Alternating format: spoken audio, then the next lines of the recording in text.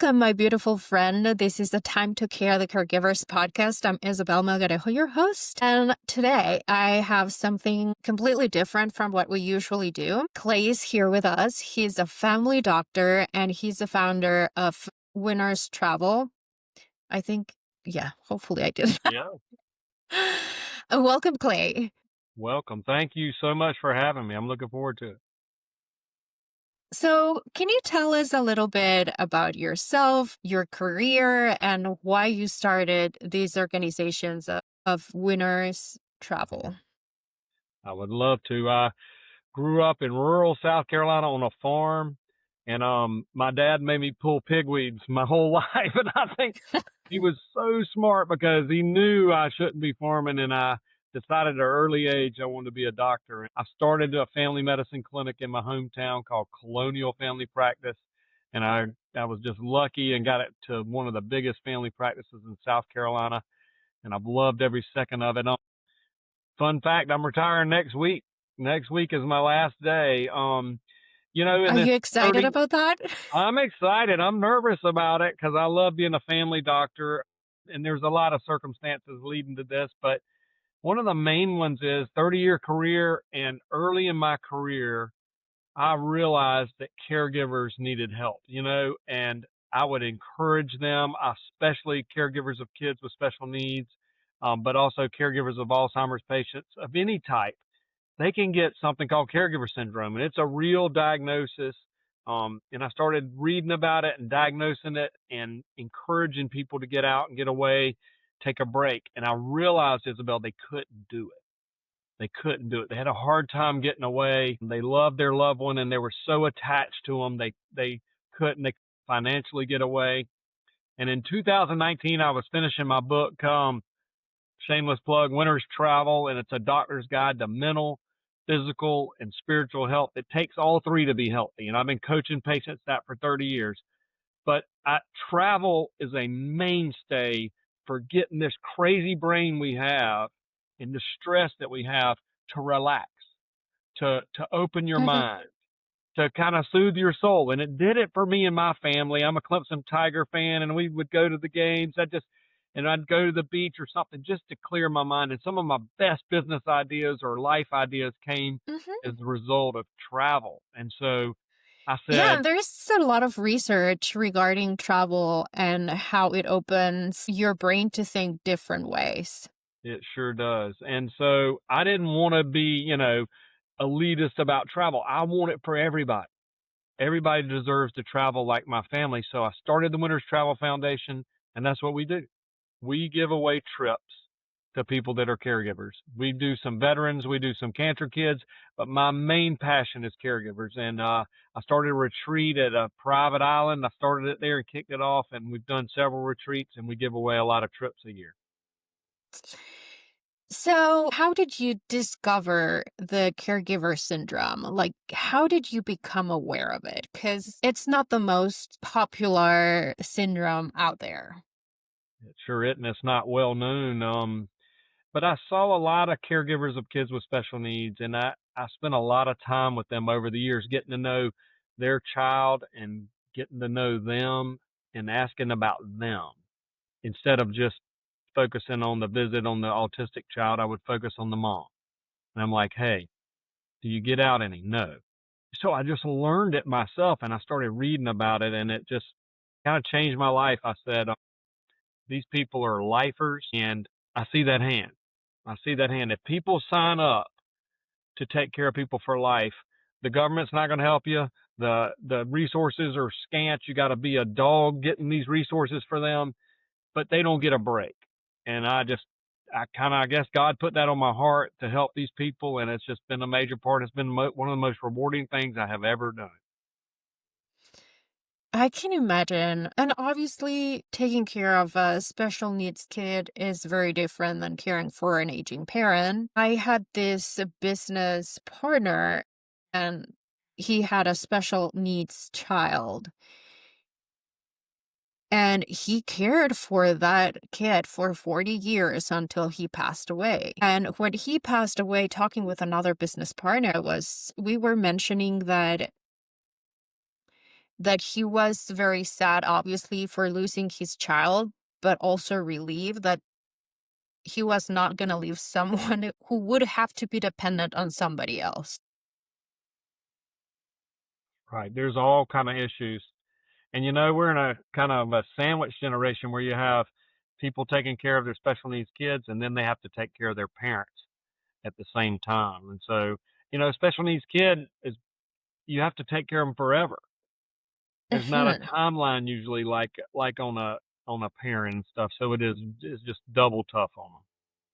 So, what happens when people travel? We talked about disconnecting the brain, but now that you've been doing this for several years, what changes do you see with these families or these people that get to travel and disconnect? Well, I found in our daily lives we're just busy. We're busy and we think and react to everything we have to do. We have, oh, I got to do this. I got to go by the bank. I got to the grocery store. I got to cook, and you react, no, Bobby's sick. I got to take care of him. And you don't ever have time to plan and think about your life. And Isabel, life is short. I don't care if you're 20 or 80. It's very short and you have to game plan your life. And that's what my book tells. What I've told patients for years is, all right, we need to stop for a second and pause. You're midlife or you're young, write down your goals. Where do you want to be in 10 years? Where do you see yourself? What are your relationships like with your family? What good is it to have a friend or a family member that you love and you don't tell them? What good is it? And so I've been coaching that kind of thing for years, and I found the only way I can get them to do it is to get away. Because you got this rat race we're all in, and if you don't ever get away where you can't go to the grocery store, you can't do all those things, but you can sit and relax and enjoy just being alone, maybe get off your phone a little bit, and that travel does that. It did it for me, and my wife and I went on our honeymoon, and we wrote out all our goals in life. We want to do this, this, and this. This is our bucket list. And I'll be danged if we hadn't done them. I mean, it is amazing what you write down, especially when you just let your mind wander and dream of what you can accomplish. So that's one of my main messages. Is there a specific travel that you see people are able to relax more, or all travel is the same? No, I think it's different. I mean, I just love a view, a beach, a mountain, something I can just see creation and see what God did and just like be in awe, takes my breath away. I love a view. And the good thing about the US is we have so many state parks and that are Yes. cheap and free and take some diligence to kind of find them because they're not really well advertised. But I live in South Carolina and we have that available. I'm 2 hours from the mountains, 2 hours from the beach. And so I can be sitting Mhm. on the state park beach in no time. I can be fishing. I can just really get there without a lot of money. And so I think those are great choices. Yeah. Yeah, I was talking earlier with my mom, and she mentioned because we have a lake 5 minutes away from us, how easy it is to get out and discover nature and be in nature. Yeah. And is there like research that says that having a view is better, or is it person by person?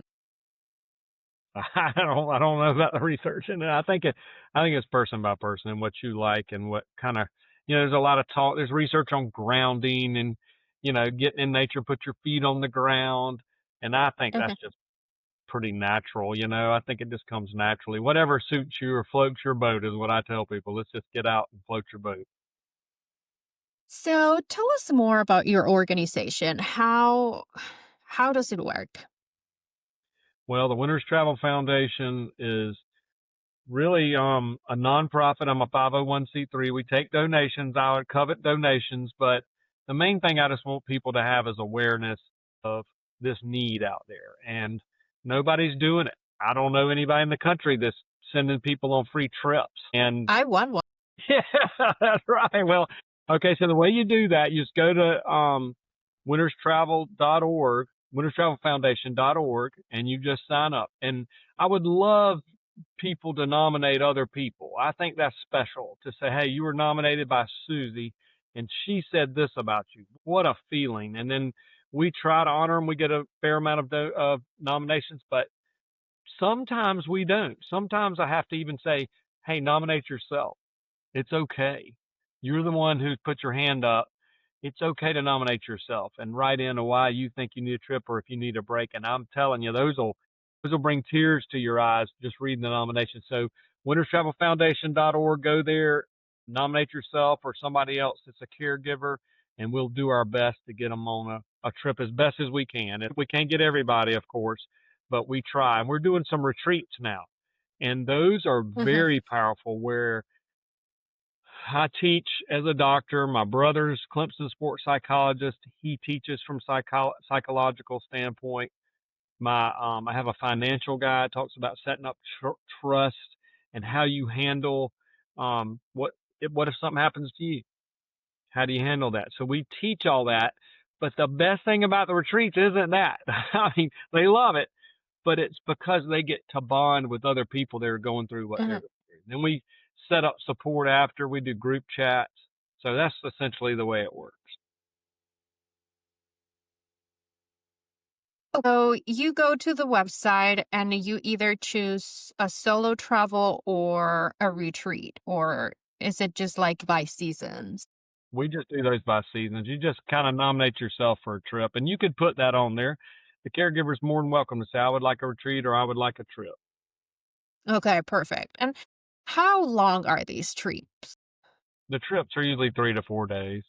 Oh, nice. And I know that you take people all over the country and they get to travel anywhere in the US. So Yeah. that's wonderful. Uh, And as a doctor, when you see your patients back after those trips, what do you notice? I mean, number one, they're grateful. They're grateful. Just somebody just seeing that hand and recognizing that what they're doing is honorable and good, and their perspective just changes immediately when you're grateful and you have an attitude of gratitude, which is one of my main sayings. When you are thankful, you cannot be thankful and bitter and stressed at the same time. So just saying thank you, just saying I appreciate it. Oh my gosh, what a difference you made in my life. The thank you notes I get are incredible. So I get to see that grateful change in their heart. Yes, I can see that. And I think you put them outside of what they're used to do every single day. Another thing I failed to mention is we, as a medical doctor, I have resources that can help get caregivers to take care of their children while they're gone. And I can line that up. It's a little tricky sometimes. Most people have a family member that can help and pitch in. So we don't have to do it for everybody, but don't let that discourage you that like who's going to take care of Johnny? We'll work something out to take care of Johnny. We've done that a bunch. So what are some symptoms of caregiver syndrome? How do you make aware yourself that you have it? They're very similar to depression syndromes where you feel fatigued, you feel like a little brain fog, but the most common symptom I see is something called anhedonia where you just don't care. You just kind of blah. You don't have interest in other activities, you don't exercise, you don't get out, you don't have friend groups. I mean, they lose all their friends because they get asked to go to things, but they can't go, over and over. I can't go. Well, eventually the friends quit calling them. So they lose interest. And I've seen it where it affects their heart health. Of course, mental health, but I see where it physically starts affecting them. They neglect their physical body. They don't eat right. I mean, they just can't. And so to have this resource, I mean, at the last retreat, I guarantee you 18 out of 22 has started an exercise program because I can Oh, see it wow. I can see it on the group chat and they're like, I've done this, I've lost 10 pounds, I've done this. So it's an amazing change to watch that caregiver syndrome get better. And probably you've experienced this. A lot of people just say, I can't. I can't believe Johnny alone. I can't just take off. I have a family, I have a job, I have all these responsibilities. What do you say to those people? I just try to convince them otherwise. That said, hey, this is free. Who gets a free trip in the world? I mean, who else is doing it? This is your shot. This is a shot at the title. You got to try to make this happen, and eventually I can talk them into it. Because I talk with a lot of coaches, and a lot of them, well, the ones that do retreats, they always struggle with bringing or inviting people to the retreats because that is what they say. I'm too busy. I have so much in my plate. I can't just take off and go. Yeah. So that is like that's why I was wondering. But you have a very good bargain chip because it's free. Yeah, that's right. I'm not asking you to pay for it or having to financially. We'll take financial out of it. The child care, the adult care.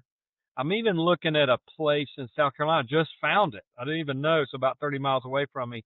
That has a full camp and cabins, and that we can, and they have total child care for the special needs people and put them in one area, and the adults can go to another. And so we'll have an afternoon event for the kids, and then have the retreat part for the adults. So that's got me my interest peaked for those people that don't want to leave their kids or too worried about somebody else, or they're nonverbal and they're harder to take care of. Sometimes we're looking at doing a retreat this spring in that area. So that might help some more people. Yeah, definitely. So when you're planning to leave, what are things that you should consider before leaving your loved one behind? Well, a lot of things is medications. Make sure they got all their meds. Make sure you got a list for them of people to call if they got into trouble, like the doctor's office, the pharmacy, um, who else can come help and make decisions. If you got a pure caretaker going over, like a medical assistant or something, we try to use. And then contact. How do we get in touch with you? The it is tough because I find a lot of these caregivers don't have a lot of planning of what's going to happen if something happens to you. And that's Yep. really a mainstay of some of the retreats is, hey, let's talk about it.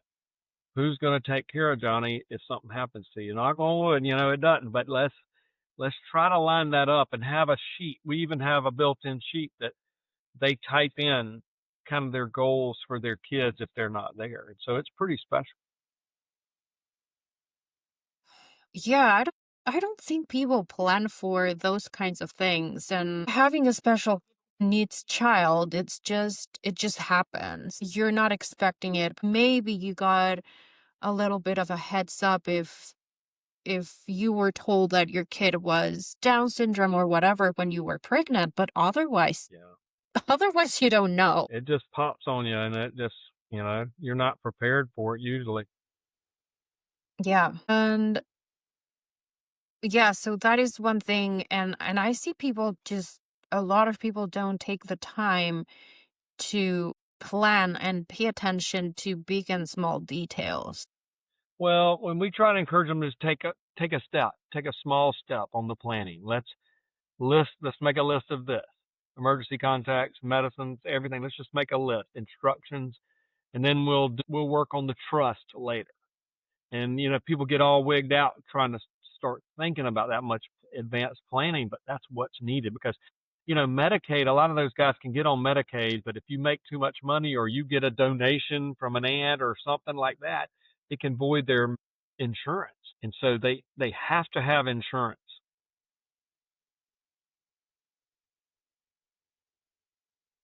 Yeah.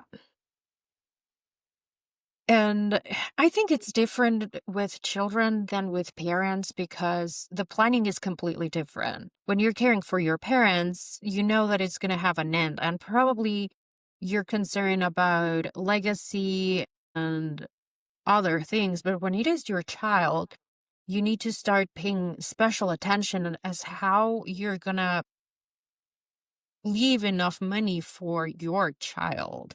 So Right. you have to make sure that you are covered up that someone's going to care for you because you're aging as well. That's right.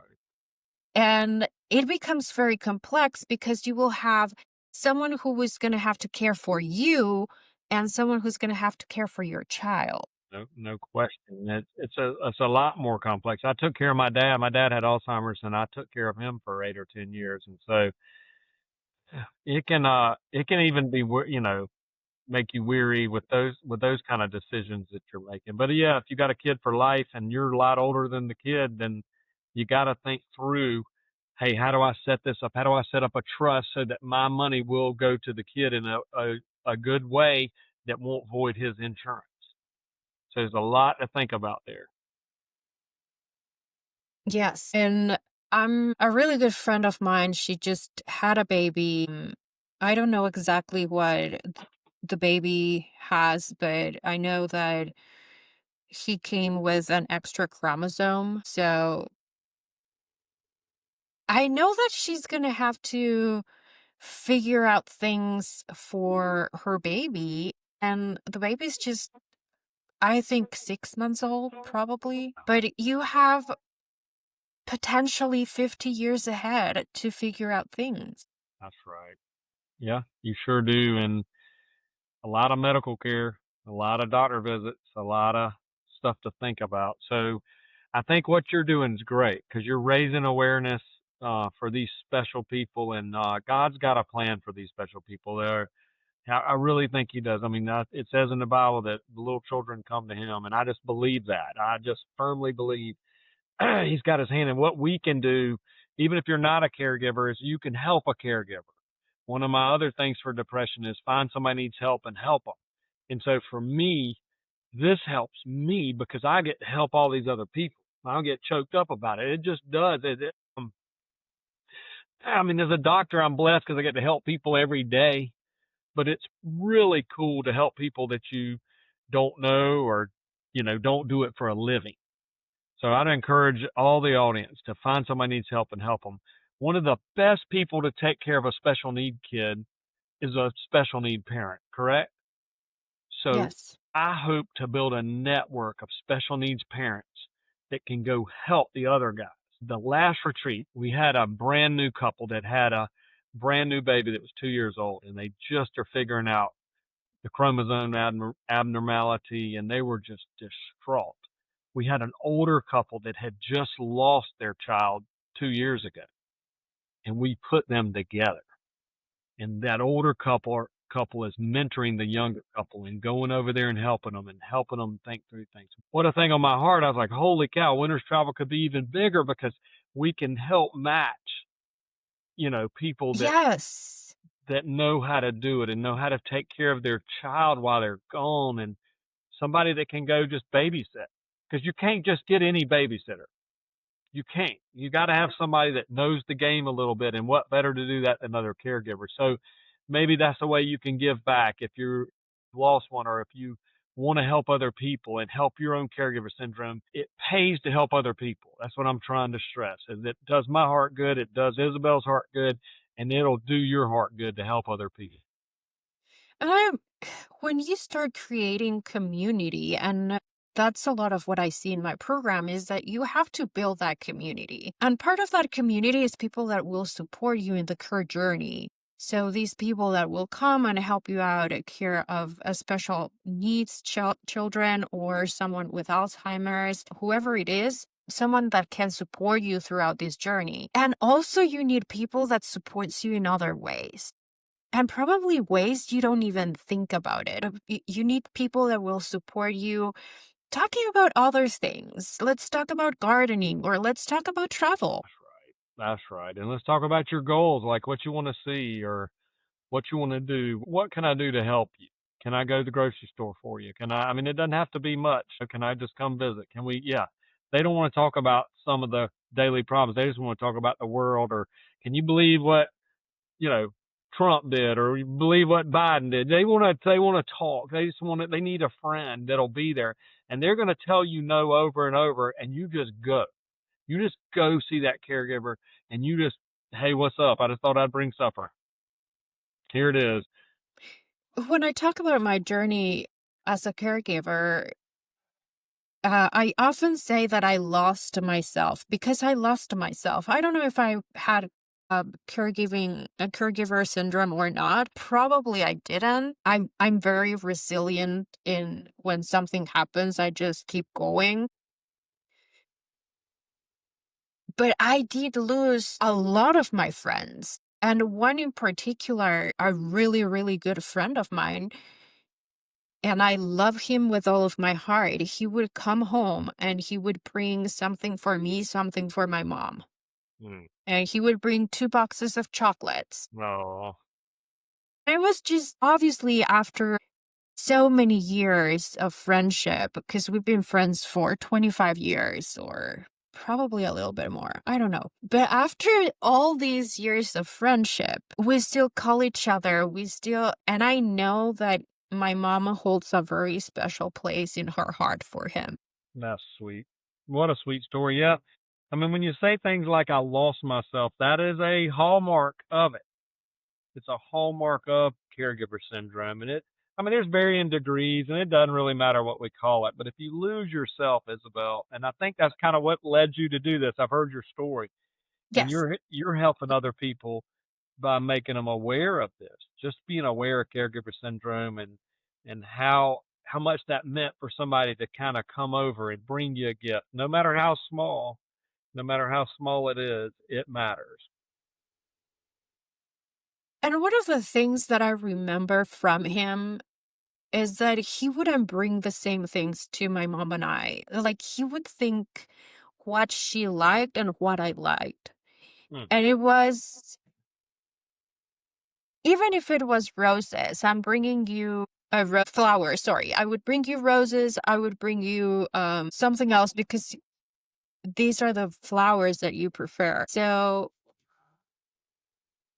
that is very important because as a caregiver, you forget what are the things that you like the most. And having someone remind you, like, hey, this is the flower you told me was your favorite, or this is the chocolate you told me you really liked, or would bring good memories from your childhood, or whatever.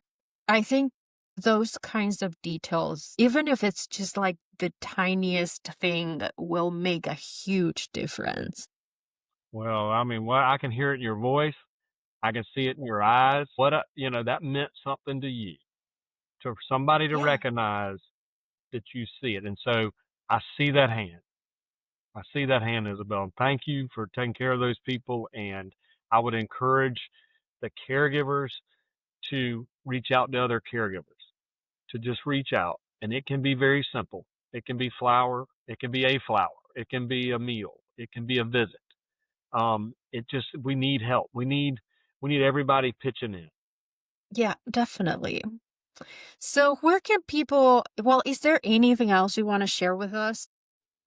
Well, I mean, I'll end with this. Evander Holyfield spoke to the Clemson football team back 10 years ago, and he was the heavyweight champion. And our coach, Dabo Swinney, always inspires our young men. And he said, folks, boys, just because you're here in Atlanta tonight, you're winners, because winners travel. Winners travel. And that is my main message to everybody is I want you to get it in your head, Isabel. Where are you going? Where are you going this week? Let's travel. Let's get out. Let's go to the state park. Let's nominate. Let's donate. Let's get this movement going for caregivers. That is my main message. I'm all in it with you. I see that hand, and I want you to contact me. It's winnerstravelfoundation.org. I have a lot of social media at Clay Lowder, Dr. Clay Lowder. Those things are important to me. So I would love for you to contact me after this and say, hey, I saw you on Isabel's podcast and it meant something to me. I have a book out there. Buy the book. Follow me on social media, and just let's create community. That's the way God designed us to be together. Of course, all your social media, all your links are going to be put in the show notes. So go ahead, click those show notes, and let Clay know and his wonderful team that that you want to go travel for free.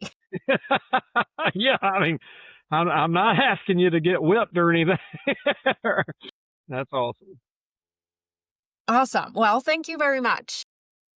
Thank And you, everybody, Isabel, and thank you for the awareness. You're doing something good, and I'm proud of you, and I'm just so happy and thankful there's other people that are doing this because you're a winner. You're a winner. thank you so much. And for everybody out there, talk to you next